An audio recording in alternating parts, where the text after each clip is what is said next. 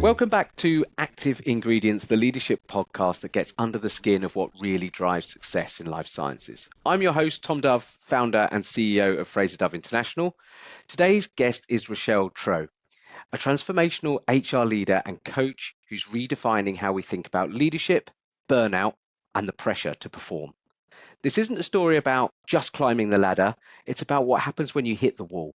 From growing up under apartheid in South Africa to leading in European boardrooms, Rochelle has lived through extreme contrast and come out with a mission to help others stay in corporate life without losing themselves in the process. We will talk about fear-based leadership, why burnout often hides behind a polished exterior, and how to lead with more clarity, courage, and compassion. Rochelle, welcome. Thank you, Tom. What a wonderful introduction. I'm delighted to hear what you have to say about what we're going to talk about, but I look forward to having the conversation most of all. I know you and I, whenever we talk, we end up talking for ages. It's brilliant. I think I've got a passion for what you are passionate about. So I'm really excited for this episode because I think our listeners are not only going to learn from an industry leader in life sciences, but also a leader in how people feel, how you can lead in a better way. I really can't wait for this one. But we always start the podcast in the same way. And I always ask, okay, can you name your 3 key ingredients of successful leadership and why? Ooh. Well, I would start with self-awareness. But when I talk about self-awareness, it's not just about awareness of your own behaviors. It's about awareness of your behaviors, the triggers, what lies behind your actions. But more importantly, is do I have empathy and compassion to understand someone else's behaviors and not just my own? Because 9 out of 10 times, when we're engaging with each other, it's like a dance. And ultimately, if we're dancing together, if we don't meet each other halfway in terms of where we're each coming from or what lies behind our words, we never really connect. So for me, self-awareness is probably the first one. I think the other thing that's critical is choices. And I deliberately use the word choices and not decisions. And the reason why I say choices is because we make decisions every day as a leader.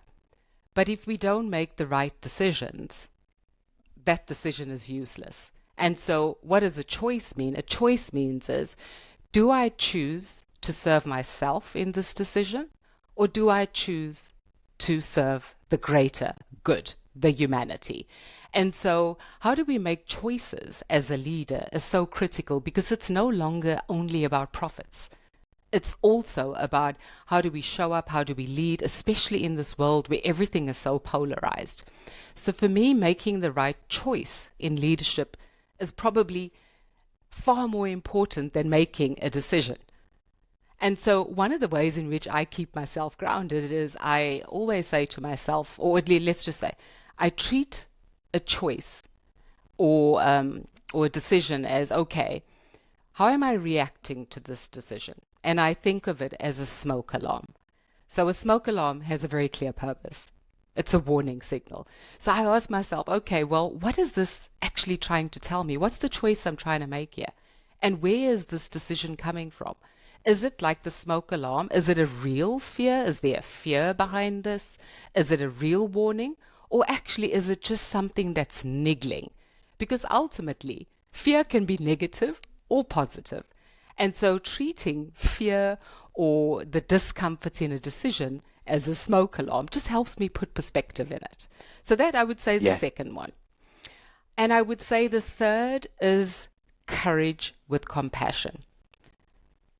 It's no good having courage to make the wrong choices. It's no good having courage without, having self-awareness in the way that I've described it. But by having the courage to speak up, particularly in today's environment, in the corporate world, which is why fear-based is such an important concept to me, is we make the wrong choices if we don't look at things with compassion. Do I understand the other person's perspective as well as my own? And can I sometimes overlook perhaps somebody's I would say, let's use the word toxic behavior or, intimidating stance or control, do I seek to understand what's behind that person's action? So therefore, do I have the courage to make a choice to engage with the person in a way that I've understood and I've not just judged the person? And so that courage means being bold and saying things you wouldn't necessarily normally say in a corporate environment because you're afraid of the consequences. So I would say those for me are the three big things: deep self-awareness, conscious choices, and courage with compassion. Yeah, I love that. That conscious choices, that's the first time in the all of the episodes so far that somebody has used that as one of the key ingredients. So thank you for sharing that, because a lot of people, as you said, just make decisions. So in your mind, is there always like a little, before you're making that decision, is there like your consciousness is coming in and you're kind of like, oh, okay, before I make this decision, here's 4 or 5 different things that might happen because of this. I wouldn't say it really depends on the decision you're trying to make. Yeah. Sometimes if it's a strategic business decision, it's for a long time, I made decisions without thinking about it. It was just instinctual. Now what I do is, or at least what I think is important, is to actually pause before you make that decision and ask yourself, where am I making this decision from? Is it from fear of what's going to happen to me? Is it from fear for the organization? Where's it coming from? And so I think when making a decision, if we're constantly thinking about the impact and the ripple effect of that decision, we make a better choice. It's the difference between having a scarcity mindset and an abundance mindset, as an example. So fear is one element, scarcity versus abundance is another element. So it's really looking at things holistically. That's what I really mean by it. And that requires Yeah. pausing. Yeah. Internal monologue is like pause, think, yeah, rather than instant answer, I, and I instant know decision. this because that's what I did. All my career, it was just boom, boom, boom, boom.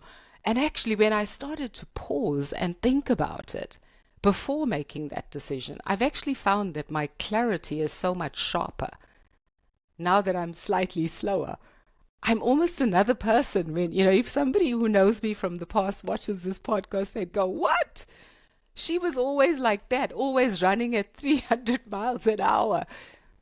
I don't do that anymore. And that's a choice. It's because when I look back at how I led and how I've grown and how I've shifted, I would far rather be in this place.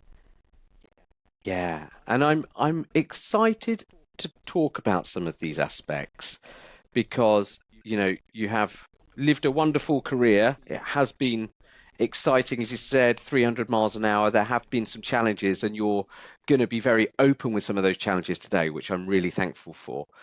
But let's talk about you in your early years, formative years, just so our listeners can get to understand a little bit more about your kind of background story. So, um, you know, did you think that a career in either HR or life sciences was destined when you were growing up? Quite frankly, no. I had zero clue. I mean, I grew up in apartheid, of course, I'm, people, when they look at me, they don't really know what I am. But in the South African context, I'm mixed race. I've got a Xhosa grandmother, a British white grandfather, an Indian grandfather. I'm a blend of everything. So, growing up in a colored community in South Africa, where really the learning style of teaching was regurgitation and just textbook teaching, we weren't taught to think. How on earth could I have known I'd be here? Actually, quite frankly, I had zero clue. So, no, honestly, no. Yeah, My career choice was watching LA Law on SABC, which is the local national station. Bearing in mind, LA Law wasn't, back then in the 80s, it wasn't live. It was kind of like replays. I was like, yeah, oh, I'd like to be a lawyer. That looks important because I certainly don't want to be a teacher or a nurse that my parents are advocating for because the government paid yes. for that. So you were like, okay, TV is helping make my decisions here. It looks important, and I want to be Yes. important. Yeah, that's probably a good way to put it, isn't it? So you were at that point where it's like, okay, I want to be important. Law is the way that I'm going. How was university? Let's just say my insecurities started at university. I mean, you can Okay. imagine I felt like a fish out of water in university. Context for the listeners, I came out of school in 1988. So I started at university in 1989, which is pre-independence of South Africa, and I went to what was classified as a traditionally white university. But I came out of a mixed race school with a very underprivileged education, regurgitation style of education, underprivileged, facilities, to this white university. And actually, when I walked around the campus, you could count the number of non whites on the campus. And I remember counting, I was one of 5 mixed race kids because we got to know each other. Um, so, no, fish out of water. And developed insecurities like, well, firstly, I failed for the first time. Obviously, I was smart at school. I got through all the crazy teaching by just learning parrot fashion. At university, Yeah. that didn't work. So for the first time, I failed. And I had to recalibrate and ask myself, why have I failed? And it was my learning style. I had to learn to think. So I started to develop these complexes of, I don't want to look foolish. I don't ask questions because I'm going to look foolish. I'm going to look stupid. I'm not prepared. I don't stack up to the class. I'm like this 1 out of 100. You spot the non-white people in this huge lecture. So a lot of insecurity developed at university Yeah. is the short answer. Okay. And then what do you think prompted the switch of lanes from, the lawyer into different roles in a corporate environment? Well, firstly, I didn't finish the law. Because actually, whilst I was studying, I realized that I hated this. And why did I hate it? Because it was just, okay, I understand Afrikaans. I speak Afrikaans pretty well, and a lot of it was in Afrikaans. It Mhm. was just dry, boring facts. Once again, a repetition of school, learning data and details. And inside my head was screaming, this is so boring. It's not me. I want to free flow. So I accepted, I think in year 2, that I wasn't going to, I completed the major, but I had decided that I would switch from a BA on a BA Bachelor of Arts to a Bachelor of Social Science, and I expanded my majors, which would enable me to shift focus. So I had already made the decision I wasn't going to pursue it, but I didn't know what I was going to do.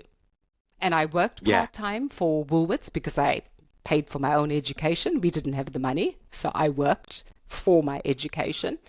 And I was invited to apply for a retail management program. And so that really shifted the career. So I started in retail. I went through the retail management program. Once again, I was only colored in a group of mainly white and one Indian person, one African person, rest white. Um, Fast forward, in my retail work, I started to feel the passion for HR.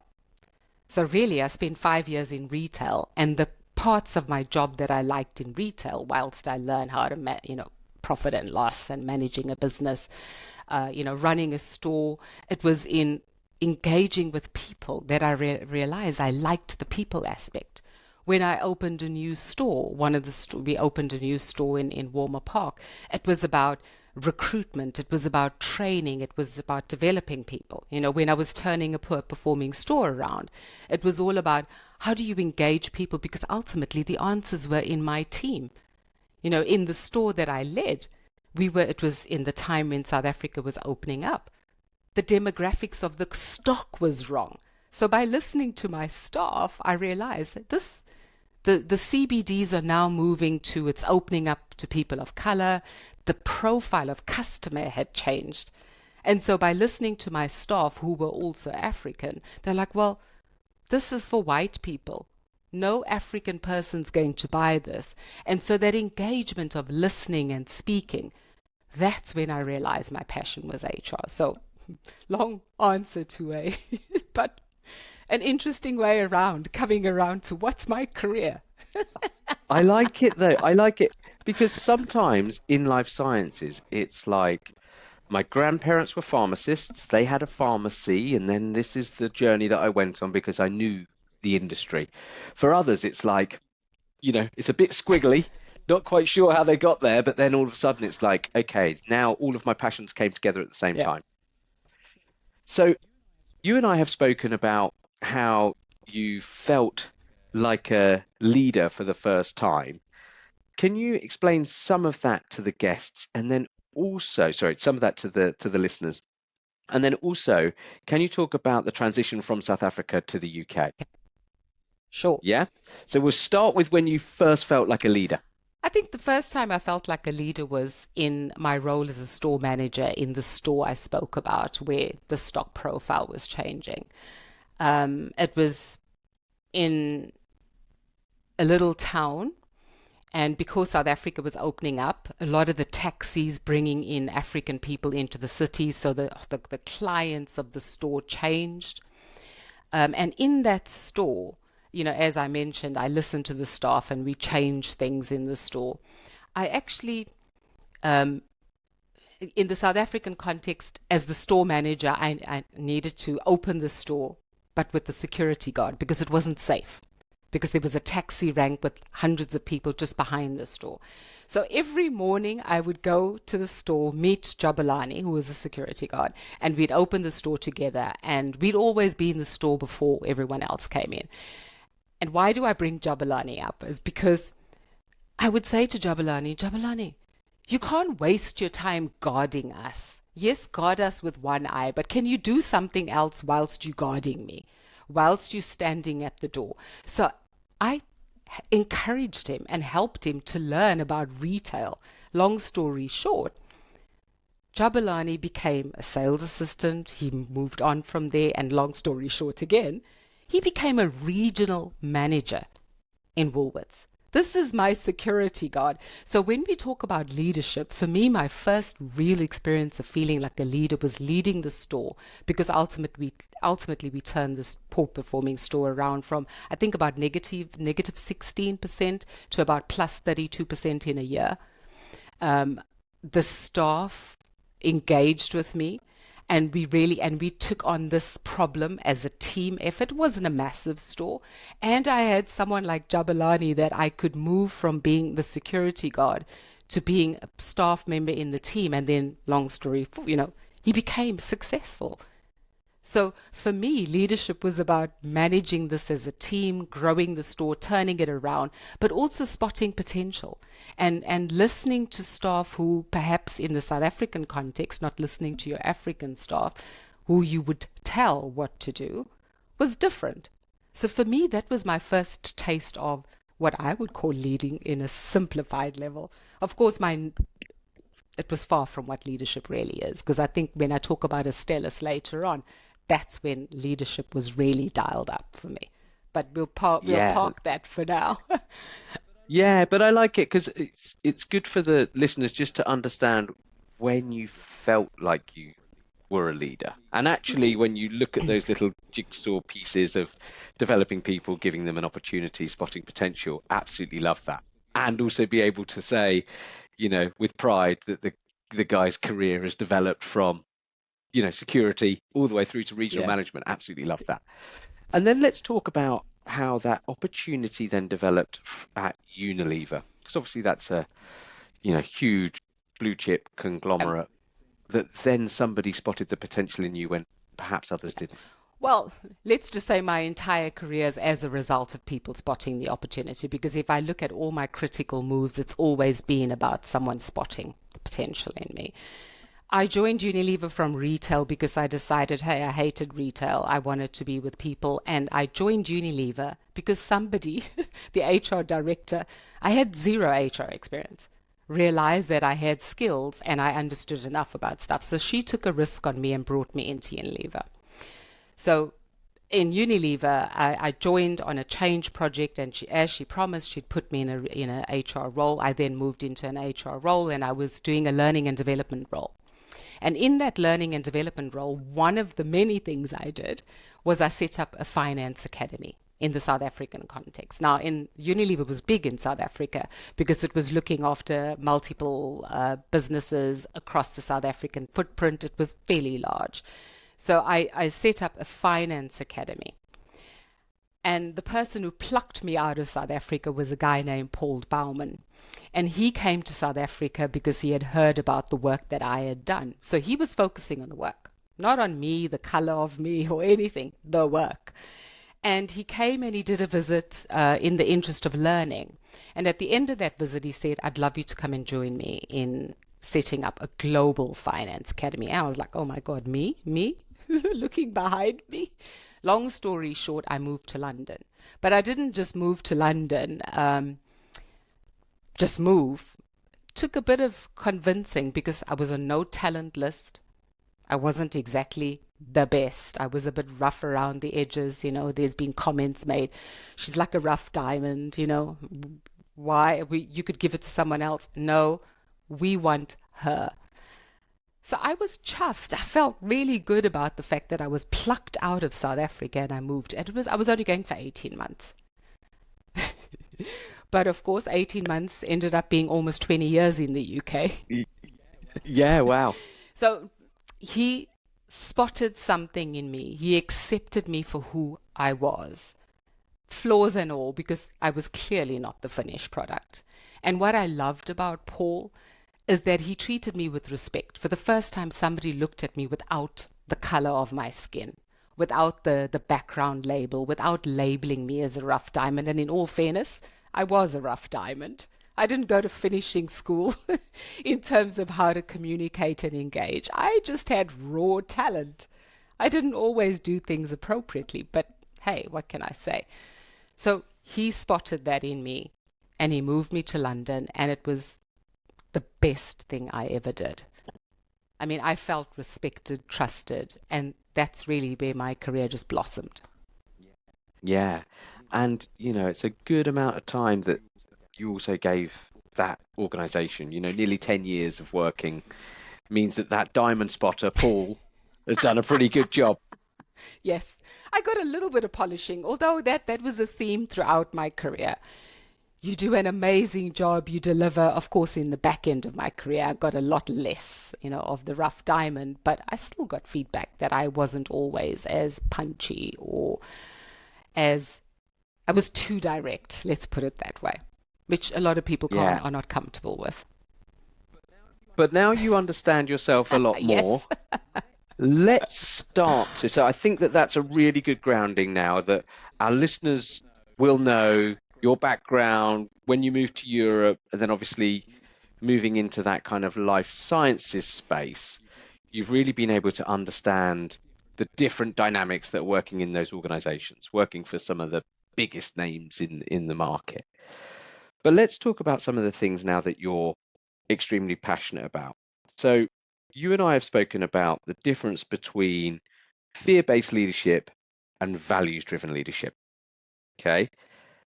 Can we talk about, or let's discuss your career wake-up call? Ah.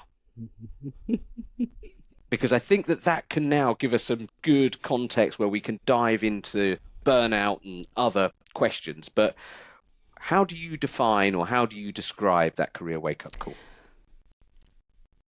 I'll describe it in a moment. I remember clearly. I won't say the organization's name, but I will say it was in one of my pharmaceutical roles. I sat in a leadership meeting where we were discussing stuff. We're always discussing big things. But of course, before that meeting, I had had a number of meetings with some of the executive leaders who were at the meeting with me. And a lot of them had expressed some concerns. Valid concerns, not something that was going to stop things, but ultimately concerns. And of course, we had a boss who was overly positive and, was quite persuasive, fantastic. But sometimes perhaps didn't listen. So I remember sitting in this meeting vividly, and I felt like I was watching a movie. And I thought to myself, hang on, what's going on here? Because what was happening in front of me was I had had these discussions before the meeting about what people were concerned about, and I had encouraged them, coached them on how they could position their concerns in a constructive way, to ensure that we have the right dialogue in the meeting. But this movie was like a parallel universe experience. And what was different about it is not only did these leaders agree with our boss, they almost overly polished the issue so that it sounded like something completely different to what I thought where I thought we would get to. And that for the first time, I sat there going, oh my God, what is happening? Are we selling our souls in order to survive favor with our boss?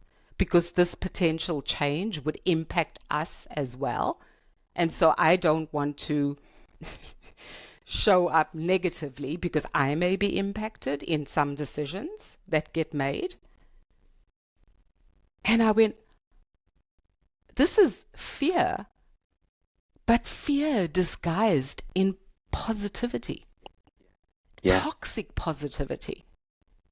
And I sat there going, wow, I had already realized by this time that I had become quieter. I'd become less contentious. And the reason why I became less contentious is because everyone would come and tell me their problems. And then I'd go into the meeting, and being the brave one with courage, I'd voice it. And then by the end of the meeting, I'm looking like the villain. So by this stage, I had already started becoming quieter. But this meeting, what stood out was the toxic positivity and the depth of fear that caused people to compromise what was important to them. And I was like, I can't do this anymore. Yeah, and you and I had spoken about actually feeling like a problem sponge. Oh. And that may have been the heaviness that was bringing you down and changing how you were as a person. Absolutely. Absolutely. I recall in this role, everything was overly polished. Before we would do a town hall or before we would do a conference, we would rehearse. I recall being so nervous because we had to rehearse that I remember once where I was presenting something. I didn't even feel like myself. And the reason why I didn't feel like myself was because I was saying something that was approved as opposed to being able to go off script. Yep. As a result, I appeared inauthentic. And then I had to say to myself, oh my God, because when I watched the playback, I was like, I wouldn't believe her. Why? Because I was so focused on repeating the script that was approved as opposed to really speaking from the heart. And that's when I started to feel the disconnect. So talking about that sponge, I was agreeing to stop. I'm not saying I completely disagreed, but I wasn't even able to use my own voice because the conversation in my head became so much louder. I seemed to have lost everything that was important to me. I literally felt like I was not myself in that role. And if I look back, that's the role where I feel I was, although many of the leaders that I now engage with post this role say actually they didn't see anything wrong, or those especially who've read my book, they go, we never saw any of this. That's when I realized all they saw was this person, but they had no clue who I was. I had no clue who I was, and it was that emotional weight that I sucked up because I cared too much that became the burden and ultimately led to my burnout. Yeah, and the fear was higher than the values leadership style. My values were lost, just as I shared in this example of observing a leadership meeting. And the irony is, That was not the only meeting where I observed that. If I think about my 16 years at the executive level, where I've supported teams at that level, I've seen that scenario play out in different levels of extreme. This was the moment when it became visibly clear. But at that point, because my internal chatter was so loud, it became much more apparent because I was exhausted. I Yeah. was at the point of, I can't do this anymore. I was starting to become negative myself in my head. Yeah. And then, so what was the changing point? When did you discover, I don't know, the power to regulate or to be more conscious in leadership? Were there like tools or frameworks that you created to, as you said earlier, like have more courage with compassion and Yep. self-awareness? Was this a real catalyst of that? Let's just say that learning took a few years. I started to what I would call, and what many people would call, emotional regulation. I started to emotionally regulate. So the choice to keep quiet was a choice to preserve myself. But I didn't have the language back then. So in all of my time in pharma, both of those roles were incredibly tough roles, probably the test of my leadership. I didn't have language for emotional intelligence, emotional regulation. If anything, I was dysregulated. And part of my burnout was the culmination of stuff in my background that led me to become the person that I became, that I had to go and unravel. I had to go and unravel my past in order to come up with this insight, which meant I had to go and have a long, hard look at myself as a person and say what drove my responses. I had to go and address the abandonment in my childhood. I was one of 10. I was number 10. I felt abandoned. And so what led me to feel abandoned, and what was the behavior that came out of being abandoned? I had to look at the fact that I constantly felt that I needed to prove myself because I didn't believe I could be loved without proving myself and adding value. That was a behavior that drove who I became as a leader. Perfectionism, excelling. So in order to come up with this and my view of it now, I had to go and unravel myself. And that took 4 years. Now I know, and when I look at emotional intelligence, I look at it as self-awareness is like a mirror. In the past, my mirror was foggy. I wasn't able to see my behavior. I wasn't able to see the triggers, what triggered me, why I was responding the way I was responding. Why? Because my thermostat was broken. Because ultimately, self-regulation is your thermostat. Your thermostat inside of you that says, how do I know when something is wrong, or what's telling me how do I regulate myself? What I would do in the end was I would lash out. Or not lash out as in lash out thing, but make a sharp comment. Not quite say something that lands in the way that I intended. Okay, that was a lack of my emotional regulation, but my emotional regulation was not as a result of my job. It was a result of unresolved issues in my past that I needed to face, which is why it was such a long journey. And so Mm. ultimately, I had to learn this. I had to learn this bridge of empathy. How do I walk across the bridge to meet somebody where they are, as opposed to only looking at it from my side? But because my thermostat was broken, it was impossible for me to go across this bridge, let alone dance with, the other components of emotional intelligence, which is about how do you communicate. So I was just a flawed person in this perfect world. I'm actually surprised that I got to the level that I got to with the level of dysfunctionality of my personal self. My identity Yeah. was flawed in so many ways. So I'm shocked that I even achieved what I achieved when I look back at what I had to unravel in order to become who I am. And so therefore, long story short, I've come up with something simple. Are you leading from values, or are you leading from fear? And it's 20 questions. It's simple questions that you ask yourself. Where are you leading from? And that then starts to pinpoint your style as a leader And where are you compromising your values in the interest of making decisions? So that's a tool that I've developed as part of my business.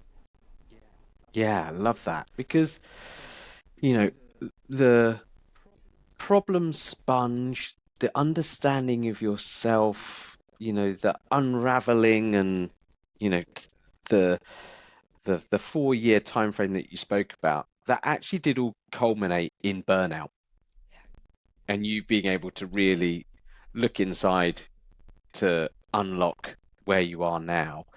Is it okay if we just talk about the burnout Sure. time?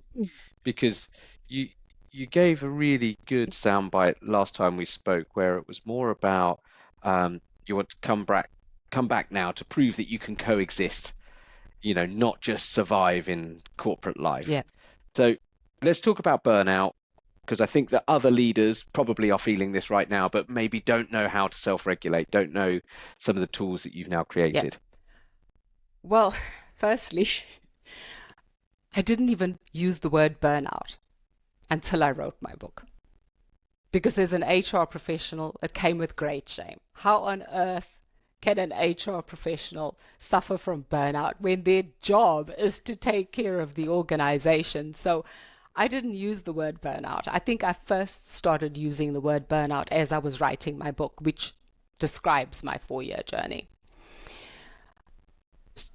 I didn't admit that I had burnout, but the burnout came as a result not of work. And this is the interesting, which is I think is important for leaders to understand. It wasn't the volume of tasks that I had to do. It was the quiet erosion of myself and misalignment to my values and the integrity. So it was that constant erosion of that misalignment, just not feeling like you're delivering someone else's agenda or constantly just performing. Because how often do organizations just focus on performance? They don't focus on what's the cost of that performance.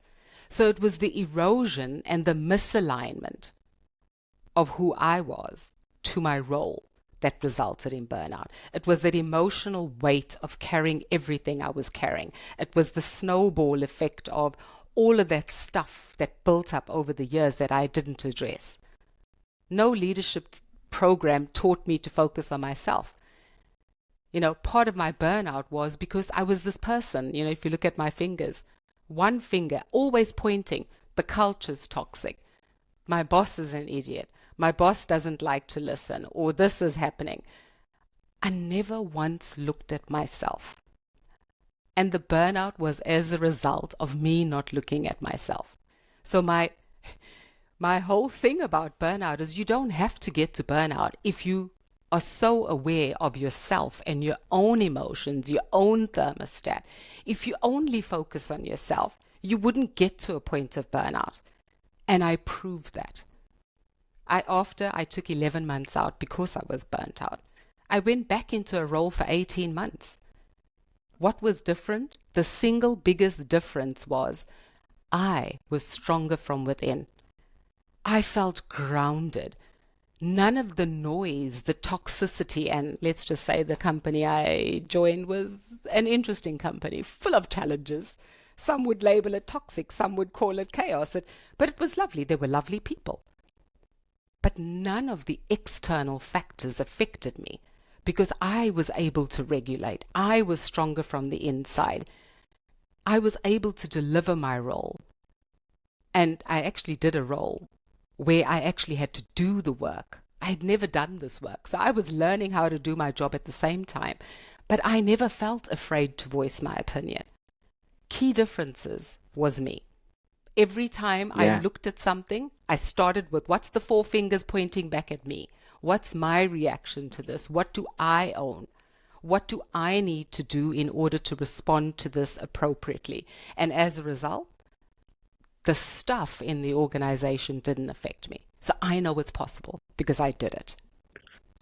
So you've gone from, you know, um, you'd stopped being yourself to then understanding yourself and then almost having like a bit of space between what was happening so that you could, you know, compartmentalize choices over decisions. Yeah, It seemed like that moment to give yourself some space. Actually, in that space, you're then able to, you know, self-regulate, understand, put yourself in the other person's shoes way more often to come to the right choice. absolutely. I feel like a different person.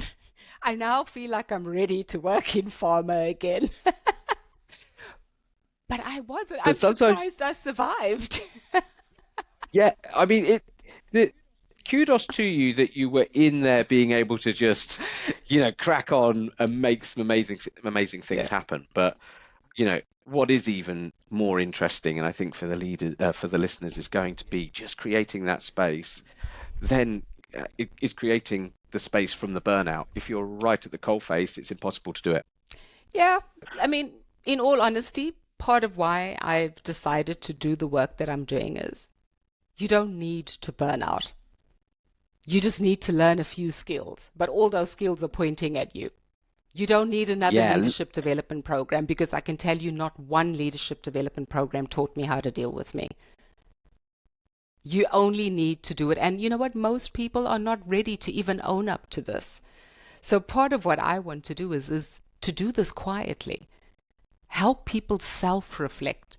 Help people ask themselves questions. Not do it in a loud way, not do it in a group session. Because who wants to expose the fact that they are feeling misaligned? The people would go, oh, you're misaligned. You'll be the next person on the next redundancy list, because we're always restructuring, because that's all we do these days is restructure after restructure. Who wants to be a victim on that restructure list? So of course we show up polished. So the work that I want to do is to help people do this quietly, privately, without even a coach. So part of what I'm doing as a business is when you engage with me in my change canvas, most of the stuff is free for everybody. And you only start paying if you want the higher level of service and actually when you're ready to talk about it. But my entire philosophy is you don't need to burn out. You need to focus on leading yourself first. yeah. Helping people stay in corporate life without losing Yeah, themselves is one of your real yeah. mantras. So, shall we talk about radical, self-responsibility? Yeah. Because because I like the way that you talk, especially about leadership development programs, because they are all, you know, quite similar, very management fluff, but it's the person and how you are dealing with yourself and self-regulating. So let's talk about that because I think this is going to be interesting for the listeners. You've been somebody in corporate life, and now you want to try and keep people in corporate life, but just understanding themselves Yeah. better. Well, firstly, I don't want to completely disregard corporate programs. No, They have their value. But actually, when you look at what they teach, it's always these are the 5 things you need to do. It's a checklist. This is how you need to show up. But most of it is couched in the context of how do you perform. Quite frankly, it makes no difference if you don't know how to regulate yourself and you don't know your impact. And so for me, radical self accountability is all about let's not blame the environment. Let's not blame the fact that I haven't attended a leadership program. Let's not blame the fact that I haven't been promoted. I've been in this role for 5 years. I haven't been promoted. I'm not being seen. Everyone has a reason. I know that because I had these reasons myself. Everyone's comparing themselves to everybody else. You go on LinkedIn and you read, there's lots of posts that are polarizing. Toxic cultures, toxic managers, micromanager. Yeah, of course those people exist. But how is it going to help you if you're so focused on the toxic culture, the toxic manager, the micromanager, the person who's not making you succeed? It's not going to get you anywhere. So my philosophy is take accountability for your role in that. Of course, there's always going to be cultures that are not perfect. There's no company that's perfect. And in today's world, it's harder than before. It's actually more extreme than before, as you see in all these posts that are polarizing. So the only way we can survive in the future is to focus on our reaction, our choice to that micromanager. How am I going to deal with this micromanager? And the answer is not always walking away. It's not always resigning, because whether we like it or not, we have to earn a salary in order to live in this world. And so the only way you can be comfortable is to focus on your own development, your own growth, and it starts by understanding yourself, your choices, what's driving your behavior, what's driving the decisions. How am I reacting to the external factors? And I deliberately use the word external factors. We all respond to external factors, but we spend very little time focusing on our internal. So for me, it's about growing from the inside out, owning your role in everything. It's about... And I was going to say, and how about, you and I have spoken about being the source, the start, and the end of everything.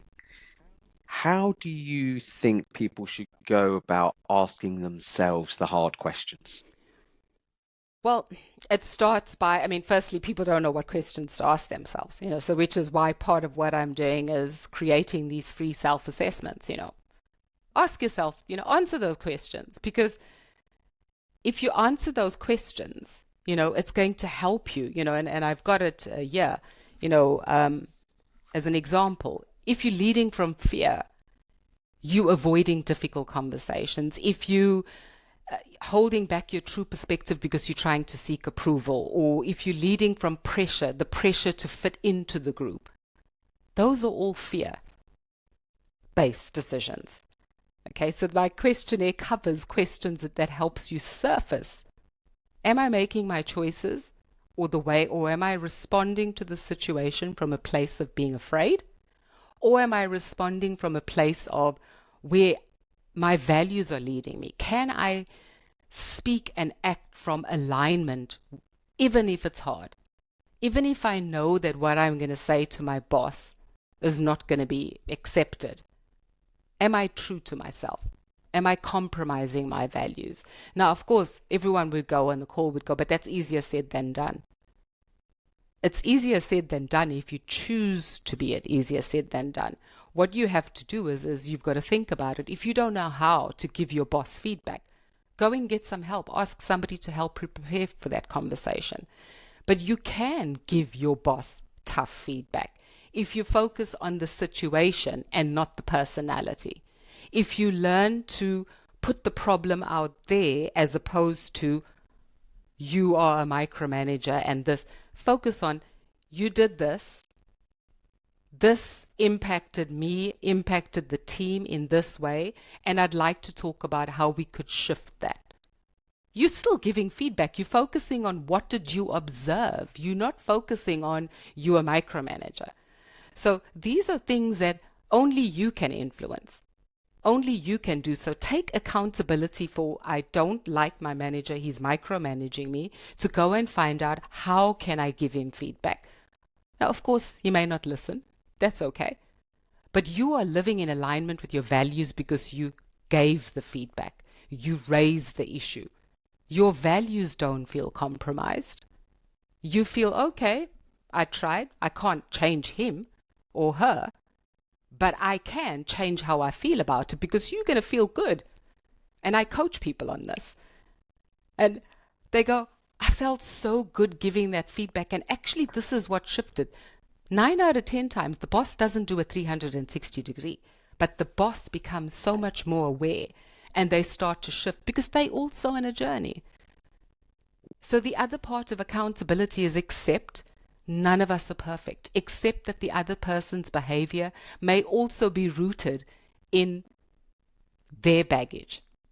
So one of the biggest shifts in myself is before I judge somebody, I go, what might be driving that person's actions? So in a toxic environment, that toxic boss probably has unresolved issues. So if I seek to meet that person and understand where that person's coming from, I would look at that person with more compassion. If I link it to my marriage, the only way I could let go of my husband was respect the fact that he has his own journey. I cannot own it. I cannot change him. The only person I could change myself. I had to forgive him, to let go. The same thing in corporate. If you're going to hang on to your boss's behavior, you're never going to be free. It's as simple as that, which is why it starts with you, ends with you. It's all you. Yeah, exactly. And then I think that the reconnection of your values, as you said, your voice, your truth, I think that this is like you know, absolute, I think, what do we call it? Radical self-responsibility. This is it. But you have got to ask yourself the tough Yeah. questions. But yeah, radical self-responsibility, asking yourself those hard questions. I'm actually going to use one of your self-reflection assessments. What I will do before the end of the episode, I normally like record a little outro. I might even tell the listeners the results that I've got, just in case you can help me. Awesome. I look forward to it. And actually, absolutely. I'd have a Because I wonderful think conversation with you. As you know, Thomas, we talk for hours. I know we do, but I find it fascinating because in this fast-paced world where we have got life going on, good things, not so much good things, you've got kids growing up, you've got all these things to unpack, repack. It is difficult. Sometimes you're really looking for all those amazing things in life, walking in nature, all of that kind of nice stuff. But you still got to do what we're here to do. Work is still important, but I think understanding yourself better makes you a better leader, but helps you understand leaders that maybe there is some conflict with. Yeah, absolutely. And you know what? Not everything's important. One of my jobs when huge pressure, everything was important that in the end, nothing was a priority. So 9 out of 10 times when we work in corporate, it's because we're so focused on performance, performance, performance. We don't think we have the space to do this. We do have the space. It's a choice. So the question you have to ask yourself is, am I choosing me over all this stuff? Because everything I've developed is with that in mind. I don't want you to spend hours. If you did the questionnaire and you use the 3 tools I recommend, which are all for free, by the way, that will take you no more than an hour and a half over time. I don't recommend you do it all together. The assessments, 2 minutes. Reading the reflection guide is maybe another 30 minutes if you do it properly. And then there's 3 tools, each of them 30 minutes that I offer for Yeah, free. You can do it for free. You yeah, don't need to pay anyone to do this. yeah. And then I think that also, yeah, understanding yourself from a leadership standpoint can help you in so many other factors of your life. But work is also important, from an HR standpoint, being that interconnectivity between people, culture, development. But I think a lot of people forget, there'll be lots of executives working out here now that are probably pouring so many problems into their HR executive, but they're not thinking about that HR person being the problem Yeah, sponge. yeah. So we've got to try and give a little bit of leeway or a bit more understanding to the importance and the interconnectivity of HR. But thank you. That has been fantastic. I've really enjoyed it. Some amazing, amazing frameworks, toolkits, examples. Really enjoyed it. What I am interested to understand now, and I think you'll have a good viewpoint on this, but what do you think about the future of leadership? Wow. I think I touched on this earlier. For me, the future of leadership is harder because of information and how easily information is available. People are more aware. The fact that I'm doing what I do, there's hundreds of people like me, thousands, that are educating people that we are whole people, we're not just machines. And let's be honest, AI is replacing a lot of the simple work, so we have to evolve in this world. So for me, the future of leadership is where consciousness is on the rise.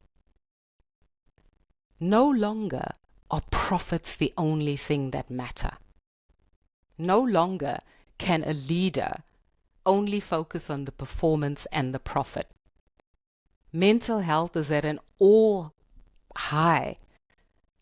But how much do organizations invest in mental health? Do we even accept mental health as a problem? Do we accept things like depression as a problem? No, we don't. So this need for leadership from a place of compassion and consciousness, for me, is where leadership is shifting to, because there's so much information, because the world is so polarized, because the political systems and decisions are so extreme. So the leader of the future who's going to survive is somebody who's conscious. Human, empathetic. Absolutely. All of those things that leadership self-help guides are pushing us towards. I agree with you. I think the more machines or AI or technology progresses, it's going to be fantastic for lots of different parts of the industries that we support. But also, I think that as that increases, the human aspect needs to increase as well. Absolutely. Absolutely. Because let's be clear, AI cannot replace that voice that only lives within a human. The nuance of the human emotional intelligence has to support AI. I mean, I'm a great supporter of AI. I'm not afraid of what AI can do. And it's that humanness that's going to actually help us survive in the future. Because let's be clear, we're going through another industrial revolution. I don't know what era we're in, but we're going through a massive shift. And if leaders don't adapt, they're going to die. Because the workforce will push them out. And I think you're absolutely right. Even though mental health is on the rise, I think the awareness is also there. 10, 20, 30 years ago, it was a completely different conversation. Obviously, you don't want there to be too many barriers, but I think understanding people in your teams, understanding other leaders in your peer network, it is that depth of humanism, or whatever you want to call it, that is going to be the key to unlocking higher performance. And if it is companies still focused on revenue, if you can unlock higher performance in your people through understanding them better, win-win. Absolutely. Absolutely. Well, Rochelle, I have absolutely loved this. I'm sure our listeners will too. When we hang up in a minute, we'll probably have another 15-minute chat as well. I know how that goes. But as I said, I will fill out the self-assessment, and then I will talk about my journey on that in the outro after this episode. Awesome. I look forward to hearing how you self-reflect, because let's be honest, it's going to require some honest answers. Not, is this what I think I should be saying? It's, you got to look within yourself to answer that. You got to honest, if you want something out of it, answer it truthfully, even if it's uncomfortable. I will. I know I will. I'll probably come back on crying in the outro, but no, we'll be all good. Thank you, though. Really enjoyed it. As I said, I think the listeners can take a lot of really cool tools, frameworks, and experiences from your journey. So thank you for sharing it. Thank you for inviting me. It's been an awesome conversation, and it's so important that we have these conversations to raise awareness. So yeah, I'm delighted to have been part of this conversation. Thank you. Thank you.